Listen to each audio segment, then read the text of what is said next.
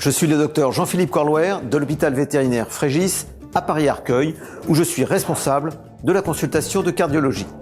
La leishmaniose est une maladie parasitaire, chronique, grave, qui touche surtout le chien, mais aussi d'autres espèces comme le chat, le lapin ou l'homme. Un moustique, appelé phlébotome, transmet par piqûre un microscopique parasite qui va alors se développer dans l'organisme du chien.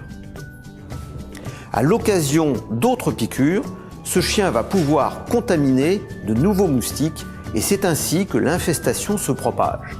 Mais il n'y a pas de contamination directe entre le chien et l'homme.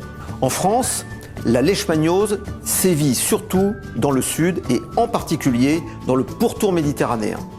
C'est la zone dans laquelle prolifère le moustique, le phlébotome. Depuis quelques années, l'ère de la maladie a tendance à s'étendre progressivement vers le nord. Tous les chiens infestés ne développent pas la maladie et certains ne la déclencheront parfois que plusieurs mois ou plusieurs années après la piqûre infestante. En effet, certains chiens ont un système naturel de défense, le système immunitaire, plus performant que d'autres et qui permet de contrôler le parasite.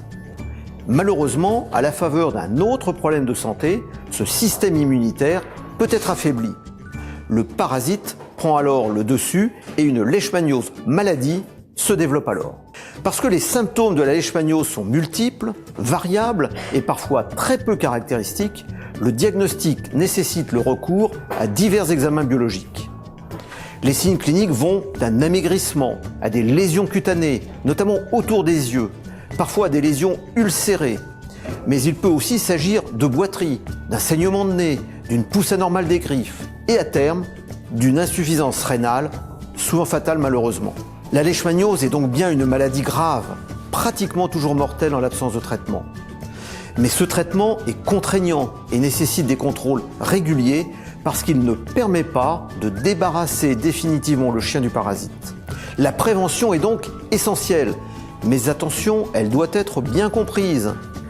Vous avez un chien indemne qui vit dans une région à risque ou qui s'y rend régulièrement. Alors, vous devez éviter les piqûres de moustiques en utilisant très scrupuleusement les insecticides adaptés que vous conseillera votre vétérinaire. Rentrez aussi votre chien à la tombée de la nuit. C'est la principale période d'activité des moustiques. Vous pouvez aussi vacciner votre chien pour renforcer ses défenses immunitaires et diminuer ainsi par 4 le risque qu'il développe une leishmaniose maladie. Deuxième situation, vous avez un chien qui est infesté, c'est-à-dire qu'il est porteur du parasite, d'après les tests effectués par votre vétérinaire, mais il ne développe pas la maladie. Alors il faut veiller à soigner rapidement toute situation qui pourrait affaiblir son système immunitaire. Il faut éviter, là encore, de nouvelles piqûres de moustiques. En revanche, il ne faut pas vacciner un chien infesté. Troisième situation, vous avez un chien présentant des symptômes cliniques de leishmaniose. Alors là, il faut éviter de nouvelles piqûres, il ne faut pas le vacciner et il faut entreprendre un traitement médicamenteux. Donc en résumé, la leishmaniose est une maladie connue depuis très longtemps dans le pourtour méditerranéen qui touche le chien et d'autres espèces dont l'homme.